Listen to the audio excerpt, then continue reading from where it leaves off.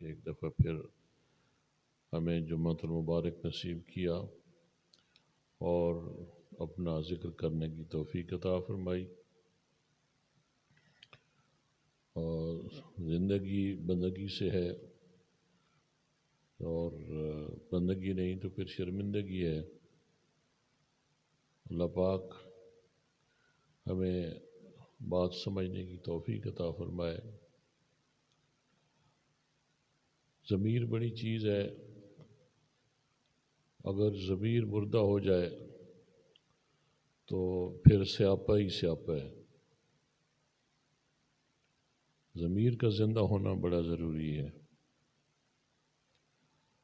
اور جب احساس مٹ جائے گناہ کا،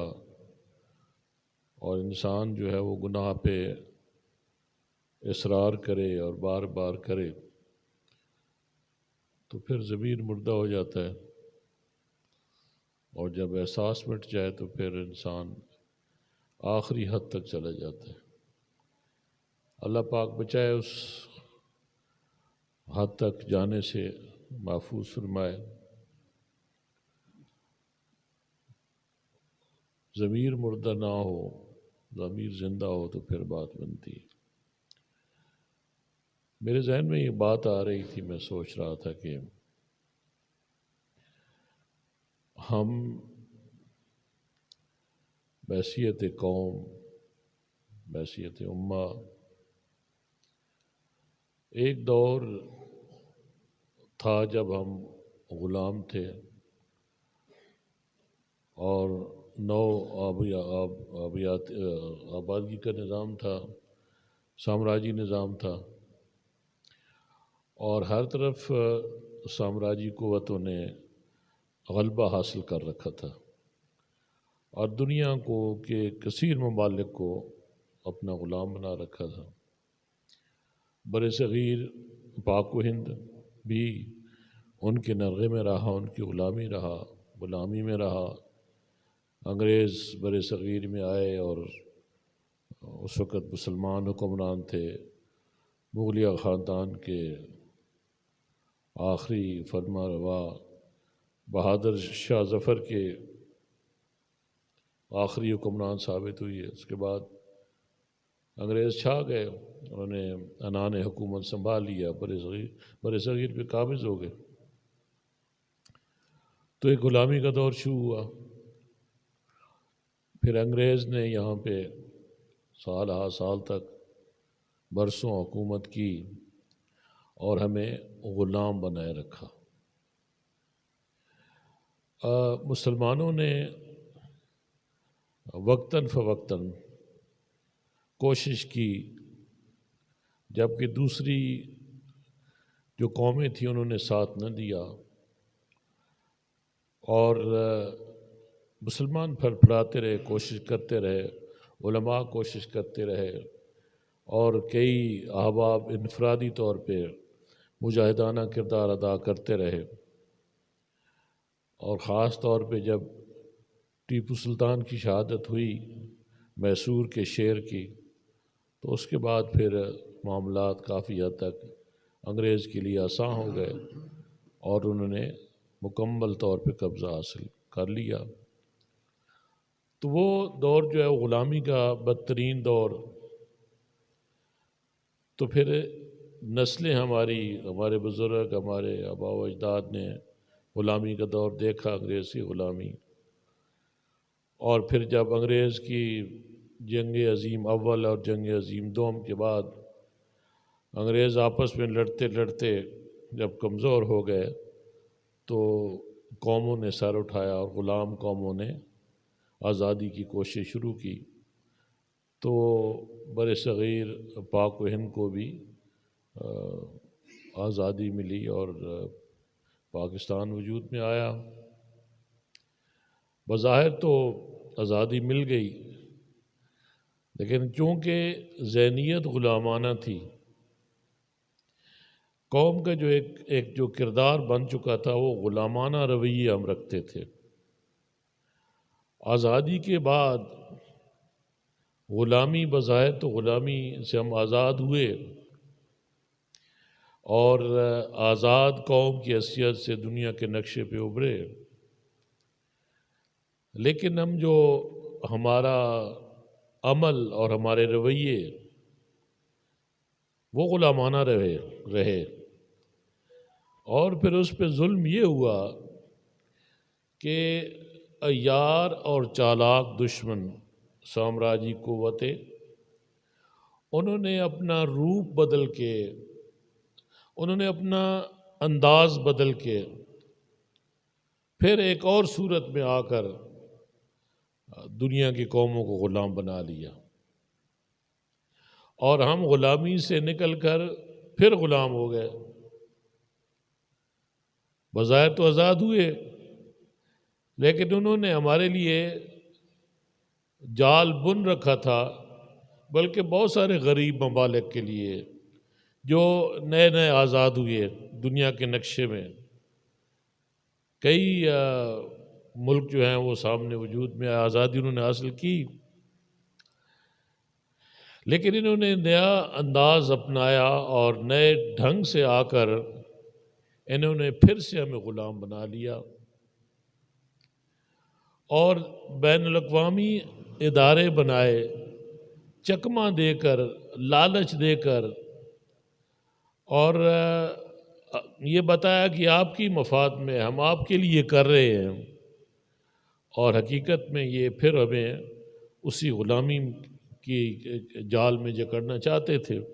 اور اس میں بڑے کامیاب ہو گئے۔ UN کا وجود بظاہر اقوام عالم میں امن کے لیے اور قوموں کی ترقی کے لیے تھا، لیکن دراصل معاملہ اس سے ایسا نہیں ہے۔ انہوں نے اس ادارے کو استعمال کیا، اس کی فنڈنگ کی، اس کو مضبوط کیا، اور اس کے ساتھ اور کئی ادارے وجود میں آئے، کچھ آزادانہ طور پہ، کچھ UN کے تحت، اور انہوں نے ان اقوام جو قومیں آزاد ہوئی تھی ان کو ان کا ممبر بنا کر ایک دفعہ پھر غلامی میں جکڑ لیا۔ تو ہمیں آزادی نہیں ملی،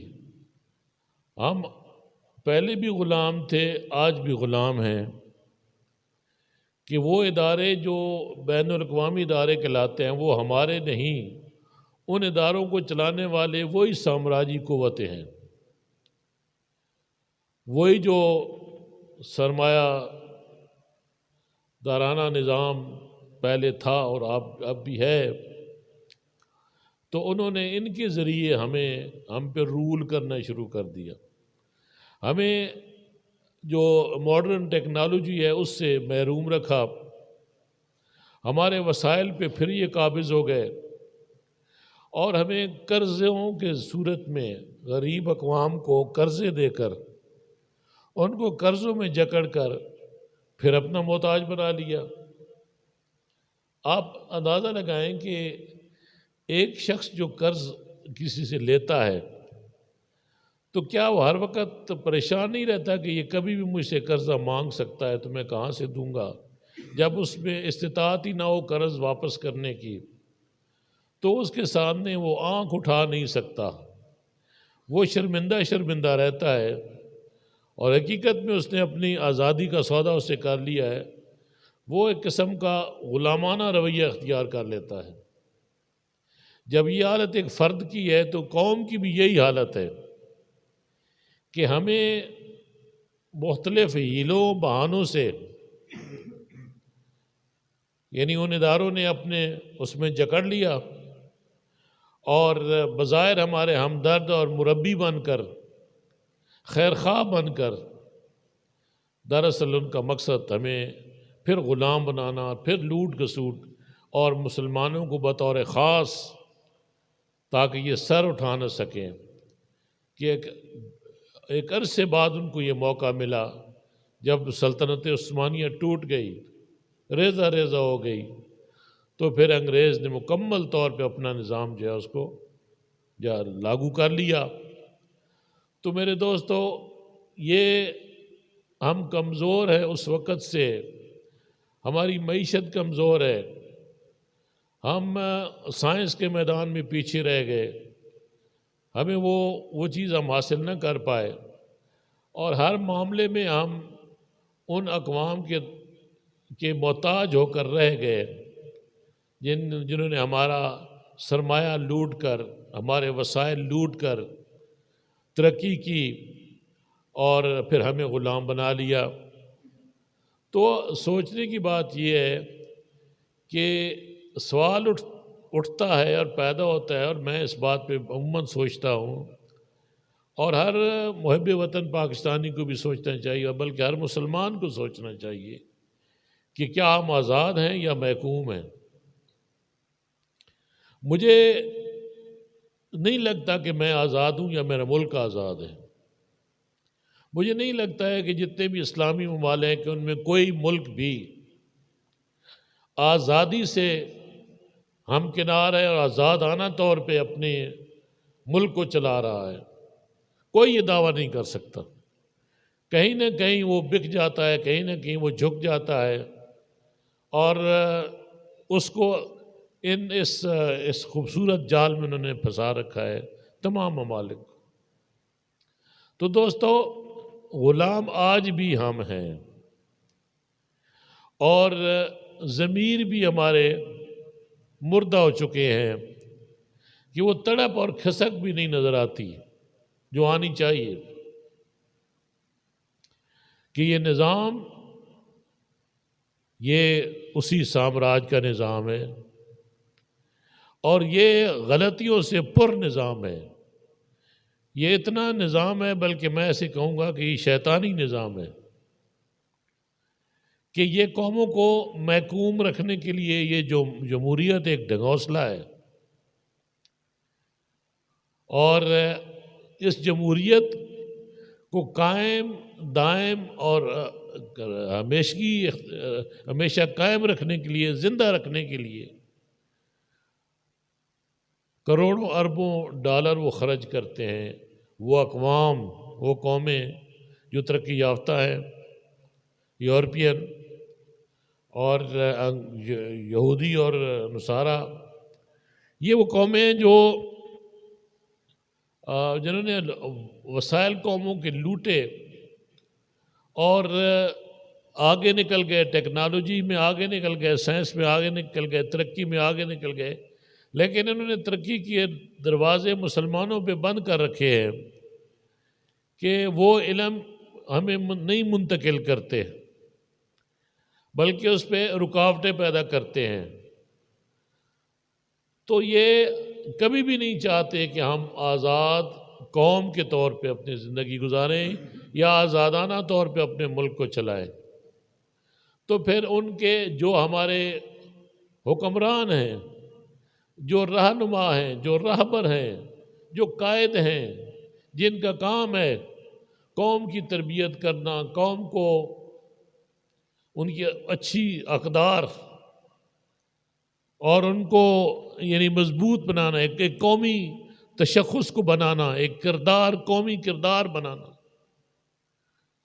وہ ہمیں قیادت آج تک نصیب نہیں ہوئی۔ یہ وہ لوگ انہی کے تربیت یافتہ، انہی کے پروردہ، وہاں کے پڑھے لکھے اور انہی کے نظام کو چلانے کے لیے ہمارے اوپر مسلط ہیں، اور ہم غلام ہیں۔ یہ بات ہمیں مان لینی چاہیے، اور اس سے یعنی اپنے آپ کو یہ کوئی جھوٹی تسلی نہیں دینی چاہیے۔ یہ حقیقت ہے کہ پاکستانی قوم ایک غلام قوم ہے، اور ایسے ہی بہت سارے اور ممالک بھی ہیں جو غلامی کی زندگی بسر کر رہے ہیں۔ جب ہم اپنے فیصلے آزادانہ طور پہ نہیں کر سکتے، جب ہماری اسمبلیاں قانون آزادانہ طور پہ نہیں بنا سکتی، جب ہر چیز ہمیں اوپر سے ڈکٹیٹ کی جاتی ہے کہ ایسے ملک چلاؤ، ایسے نظام چلاؤ، اور ہر معاملے میں وہ اپنی ٹانگ اڑاتے ہیں اور اپنی اپنی رائے رکھتے ہیں، اپنی رائے ہمارے اوپر مسلط کرتے ہیں۔ تو ہم دیکھتے ہیں کہ بہت سارے ایسے معاملات ہمارے ملک میں ہوئے، ایسے واقعات اس ملک میں ہوئے کہ حکمرانوں نے بزدلی کا مظاہرہ کیا اور ایک واشگاف جو ہے کھلم کھلے شکست کا اعتراف کیا اور اپنی محکومیت کا احساس قوم کو دلایا کہ ہم محکوم ہیں۔ ہماری بیٹی عافیہ صدیقی کتنے سال سے امریکہ کی قید میں ہے، بے قصور ایک عورت ہے، اور کیونکہ ہم محکوم قوم ہیں، ہم غلام قوم ہیں، ہماری جرت نہیں کہ ہم امریکہ سے مطالبہ کر سکیں کہ ہماری بیٹی کو رہا کیا جائے۔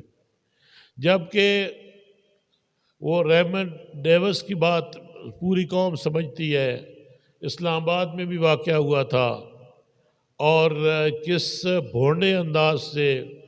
حکومت وقت نے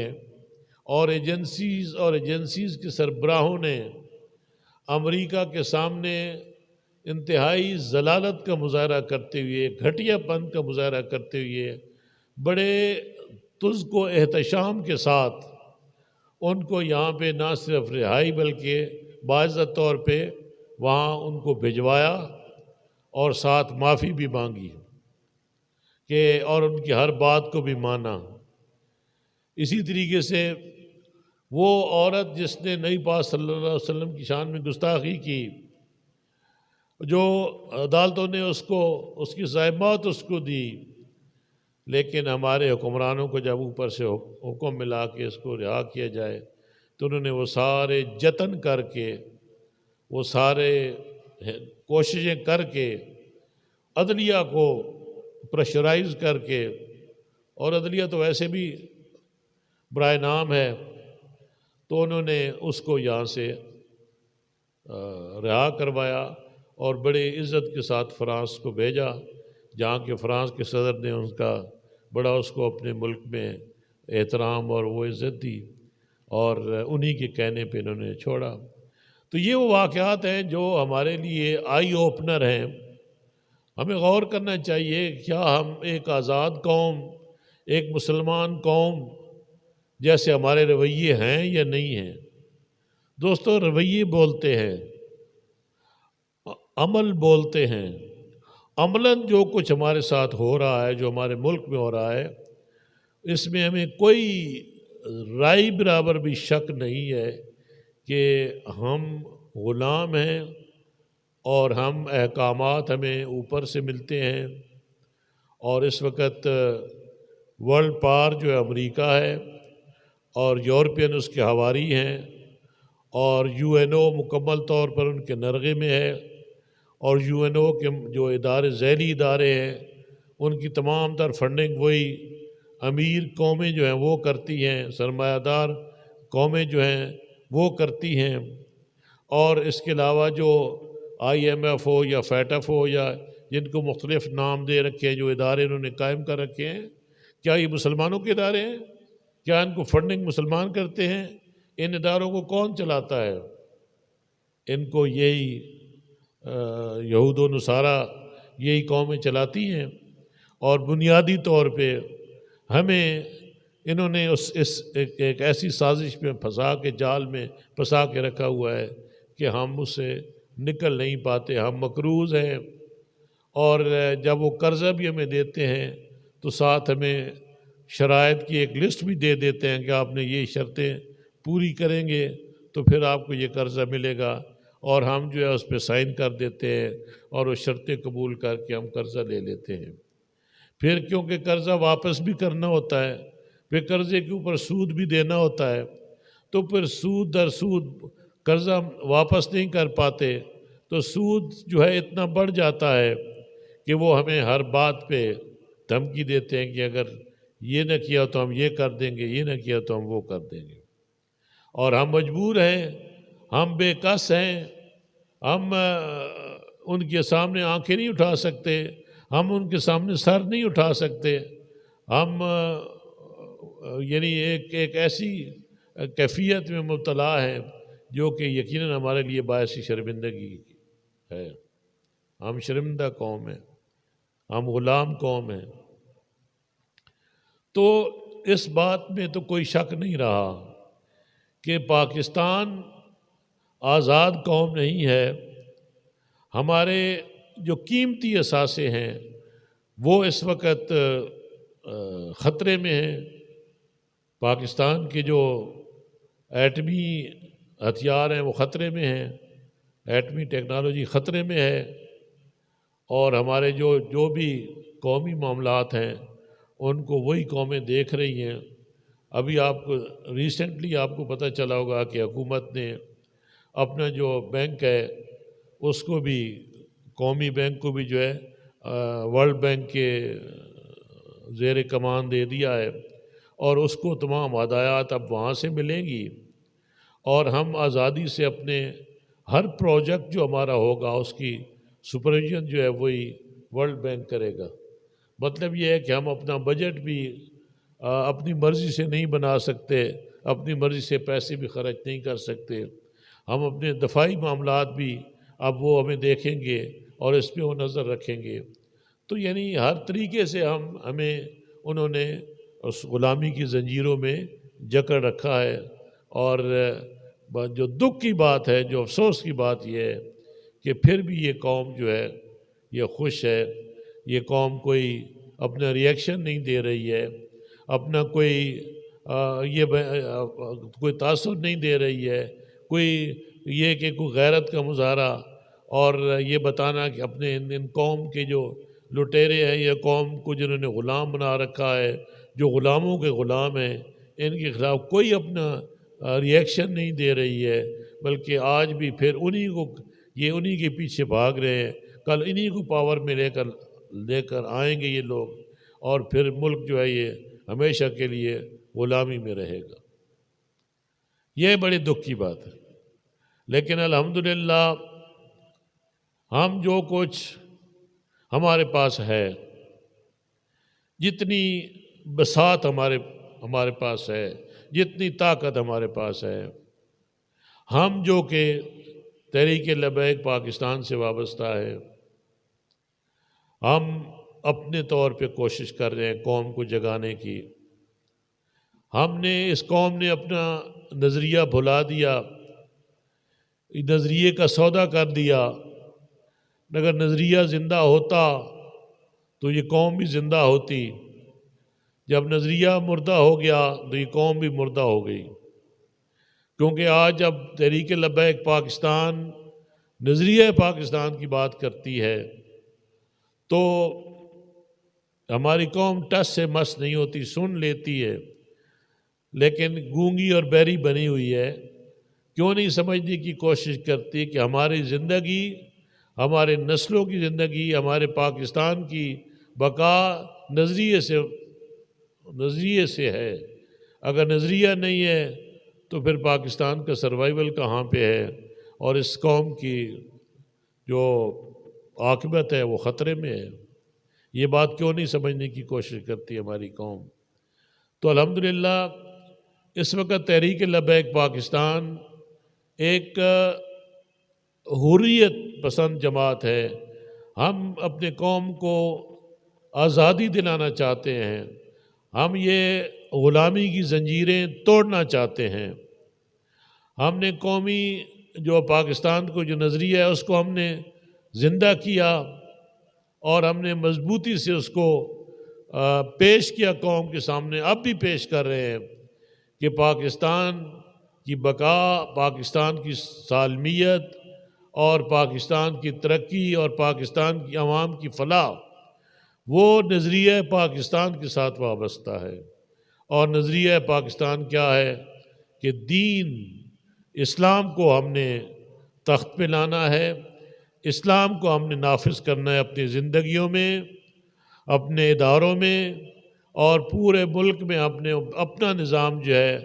اس کو نافذ کرنا ہے، اور جو غیر کا نظام ہے اس سے ہم نے جان چھڑانی ہے۔ تو میرے دوستو، ایک طرف تو صورتحال یہ ہے کہ ہم غلامی کی بدترین زنجیروں میں جکڑے ہوئے ہیں، تو دوسری طرف آپ نظر دوڑائیے کسی بھی سیاسی جماعت کے پاس وہ نظریہ نہیں جو الحمدللہ تحریک لبیک پاکستان جس نظریے کو لے کر آگے بڑھی ہے اور بڑھ رہے ہیں۔ ہم نے دینی متین کی خاطر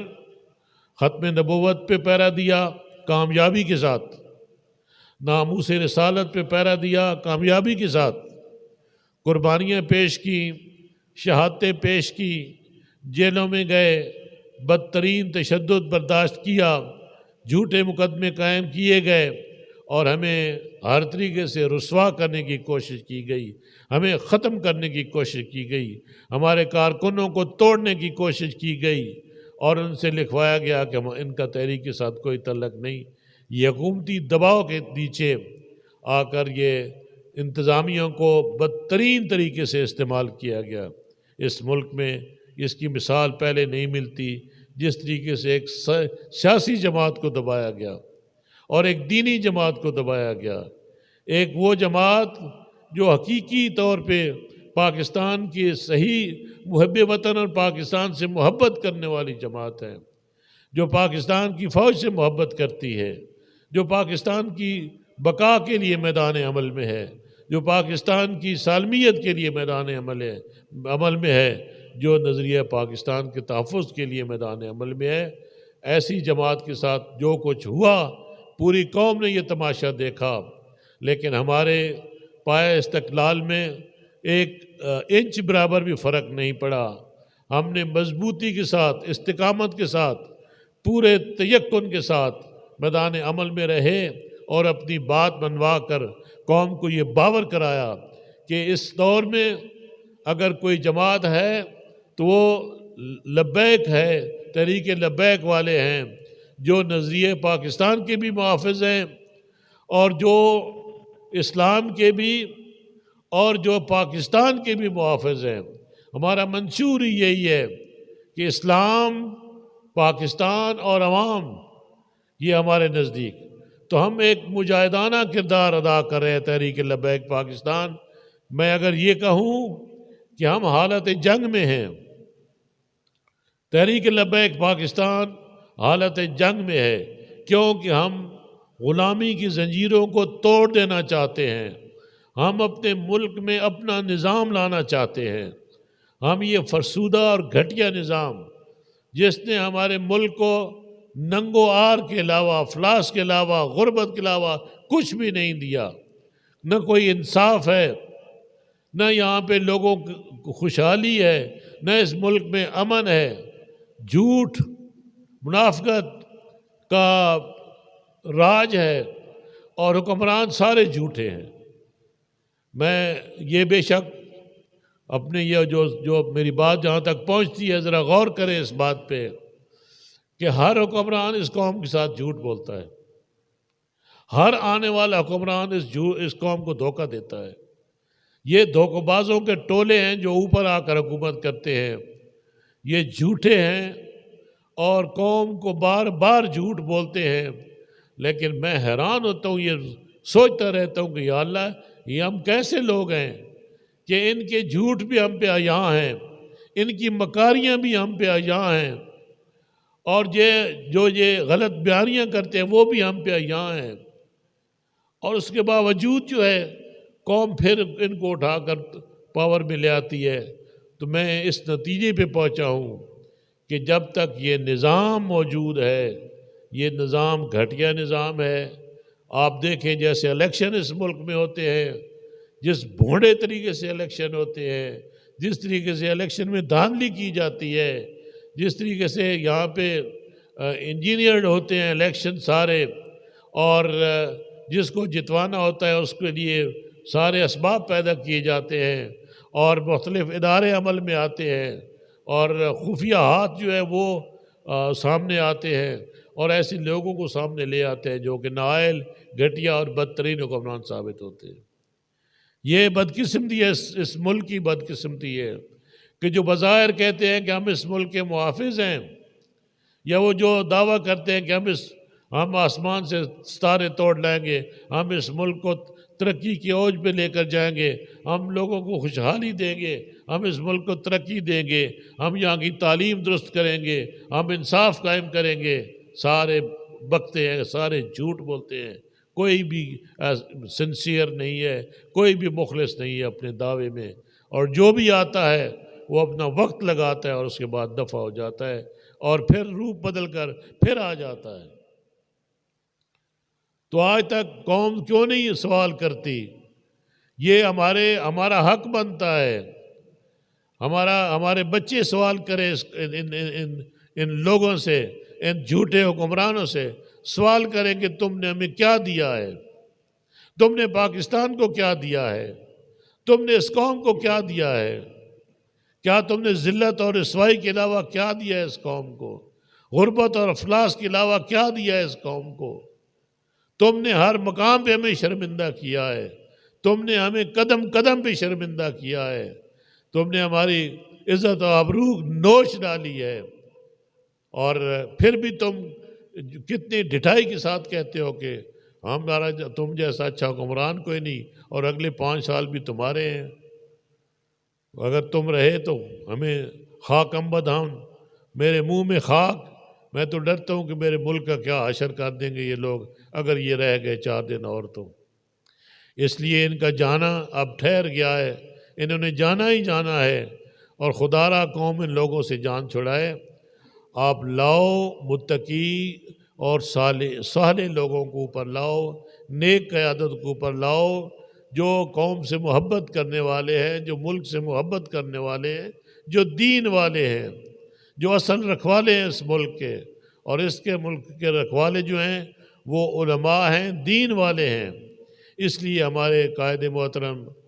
حضرت علامہ خادم حسین رضوی رحمۃ اللہ علیہ، آپ نے ایسے وقت میں اپنی آواز بلند کی اور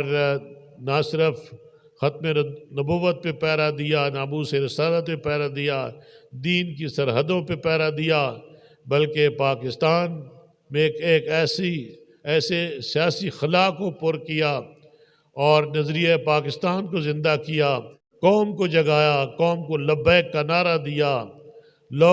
قوم کو عشق رسول کا سبق پڑھایا جو قوم بھول چکی تھی، اور وہ سبق پڑھتے پڑھاتے اس دنیا سے آپ گزر گئے۔ آج ہم اپنے مریدوں کو، اپنے پیروکاروں کو،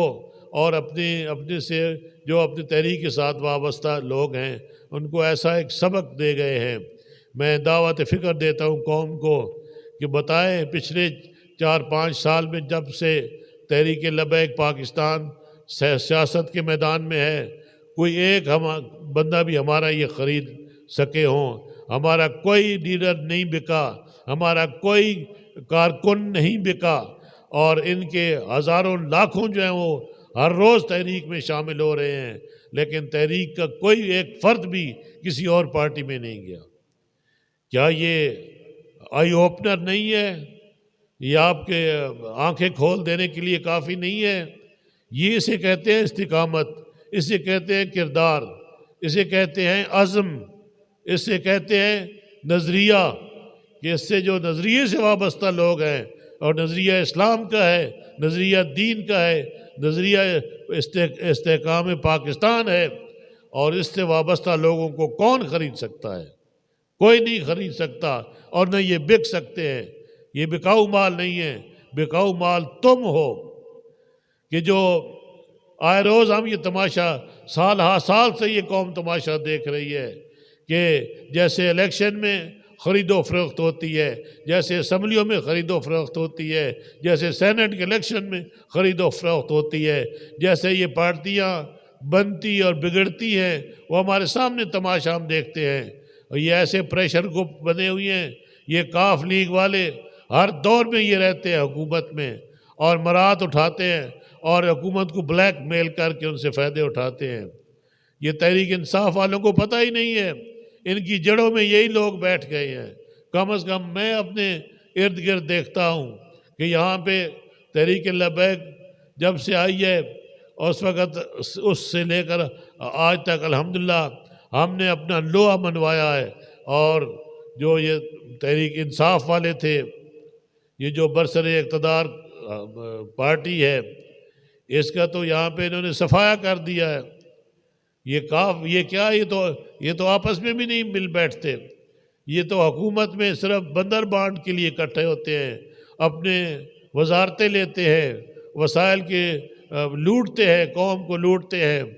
اور ایک دوسرے کے بھی یہ سجن نہیں ہیں بلکہ اندر سے ایک دوسرے کے بھی دشمن ہیں۔ میں دیکھتا ہوں کہ یہاں پہ یہ جو برسر اقتدار حکومت ہے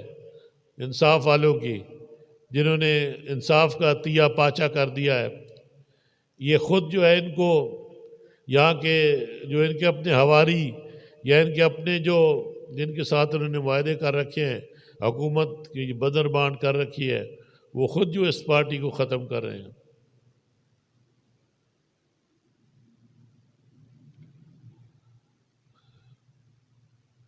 پی ٹی آئی کا وجود کس نے ختم کیا ہے؟ پی ٹی آئی کہاں پہ نظر آتی ہے ادھر؟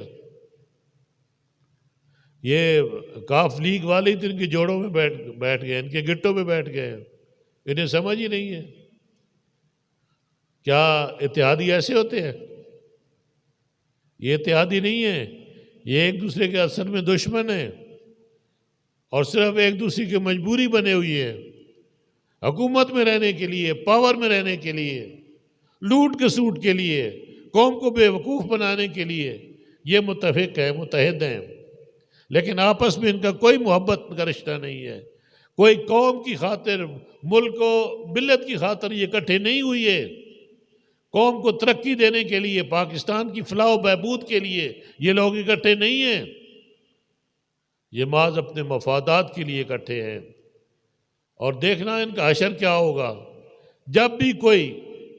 یاد رکھنا الحمدللہ اگر ہماری تحریک پاور میں آتی ہے تو ہم تو پوچھیں گے، ہر ایک سے پوچھیں گے کہ آج تک تو اپنا حساب دو، آج تک کیا کرتے رہے ہو تم، کیسے کیسے تم جوڑ توڑ کرتے رہے ہو، کیسے تم لوٹ کسوٹ کرتے رہے ہو، کیسے تم عوام کو بے وقوف بناتے رہے ہو۔ اس لیے میرے دوستو، میں جو بات عرض کرنا چاہتا تھا، الحمدللہ تحریک لبیک پاکستان TLP اس وقت ایک مجاہدانہ کردار ادا کر رہی ہے۔ ہم جہاد کر رہے ہیں، ہم بدی کی قوتوں کے خلاف جہاد کر رہے ہیں، ہم ان بدکباش حکمرانوں کے خلاف جہاد کر رہے ہیں، ہم اس گھٹیا نظام کے خلاف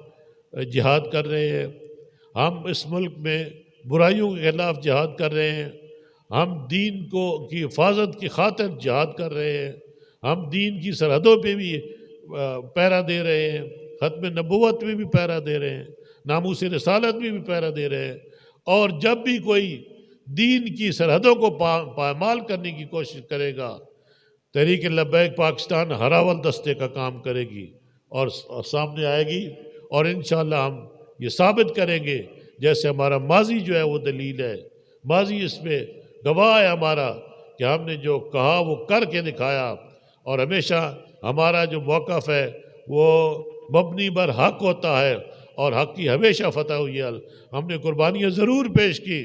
ہم نے تکالیف اور ظلم ضرور برداشت کیے، ہم نے شہادتیں ضرور پیش کی، لیکن ہم نے پسپائی کہیں بھی اختیار نہیں کی، اور آئندہ کریں گے انشاءاللہ، کیونکہ ہمارا عزم ہے، یہ ہم پرعزم ہیں، پاکستان کو ہم مضبوط سے مضبوط تر بنانا چاہتے ہیں، ہم ایک آزاد قوم کی طرح زندہ رہنا چاہتے ہیں، غلام قوم کی طرح نہیں، ہمیں یہ غلامی قبول نہیں ہے، ہم ایک آزاد قوم کے طور پہ زندہ رہنا چاہتے ہیں، ہم اپنے فیصلے خود کرنا چاہتے ہیں، اپنے عوام کی فلاح و بہبود کے لیے ہم فیصلے خود کرنا چاہتے ہیں، ہمیں کسی غیر کی ڈکٹیشن نہیں چاہیے، ہمیں کسی غیر کی ہدایات نہیں چاہیے، اور انشاءاللہ ہم یہ چیز ثابت کریں گے۔ ہم نے دو باتوں پہ میں نے جو یہ بات چیت کی ہے، ایک تو یہ کہ ہمیں احساس ہونا چاہیے کہ ہم بدترین غلامی کی زندگی گزار رہے ہیں، ہمیں غلامی کی زنجیروں میں جکڑا جا چکا ہے، ہم نے یہ زنجیریں توڑنی ہیں۔ اور دوسرا یہ میں نے بتایا کہ اس وقت پاکستان میں جتنی بھی سیاسی جماعتیں کام کر رہی ہیں، کچھ پاور میں ہیں اور کچھ پاور سے باہر ہیں، کچھ اپوزیشن میں ہیں، اور ہم بھی الحمدللہ ایک بڑی سیاسی جماعت کے طور پہ پاکستان میں اپنے آپ کو بنوا چکے ہیں، اور یہ واحد سیاسی جماعت ہے تحریک لبیک پاکستان جو ان غلامی کی زنجیروں کو توڑنا چاہتی ہے، اور ہم برائیوں کے خلاف جہاد بھی کریں گے، ہم نظام کے خلاف بھی جہاد کریں گے، اور ہم یہ جو بونڈی سیاست ہے اس ملک کی، اور یہ جو غلط گھٹیا قسم کے الیکشن ہوتے ہیں، ہم ان کے خلاف بھی انشاءاللہ بہتر سے بہتر نظام لائیں گے، اور جو اس قوم کو بھی قبول ہوگا اور جو ملک کے مفاد میں ہوگا۔ اللہ پاک سے دعا ہے کہ اللہ پاک ہمیں حق کہنے اور اس پہ عمل کرنے کی توفیق عطا فرمائے۔ آپ اپنے ہمت کریں، تمام احباب کوشش کریں۔ الحمدللہ ہمارے ٹیمیں جو ہیں وہ شبانہ روز کام کر رہی ہیں، اور بلدیاتی انتخابات کے لیے مکمل طور پہ ہم تیار ہیں، اور کوشش کر رہے ہیں مزید بہتری کے لیے۔ ہمارے ساتھ بہت سارے احباب جو دوسری پارٹی سے تعلق رکھتے ہیں وہ ہماری پارٹی میں آ رہے ہیں، ہماری تحریک میں شامل ہو رہے ہیں، بہت سارے ہمارے ساتھ رابطے میں ہیں، کئی سینئر افراد ہمارے ساتھ رابطے میں ہیں، اور کیونکہ جو ایمان والا ہے وہ ہماری بات سمجھتا ہے، اور جو ہمارے قریب ہوتا ہے وہ ہمیں سمجھ لیتا ہے کہ ہمارے دوغلا پن ہمارے میں نہیں ہے، ہم کھوٹے نہیں ہیں، ہم کھرے لوگ ہیں، ہم کھرے لوگ ہیں۔ جیسے وہ انہیں منیب الرحمان آپ جو مولانا صاحب، اور جو اس وقت میرا خیال ہے ایک عظیم مدبر ہیں اس ملک میں، اور بڑے دور اندیش ہیں علامہ صاحب، میں بڑا متاثر ہوں ان کی گفتگو سے، ان کی سوچ اور فکر سے۔ تو وہ علامہ خادم حسین رضوی رحمۃ اللہ علیہ کے بارے میں انہوں نے ایک دفعہ فرمایا تھا کہ یہ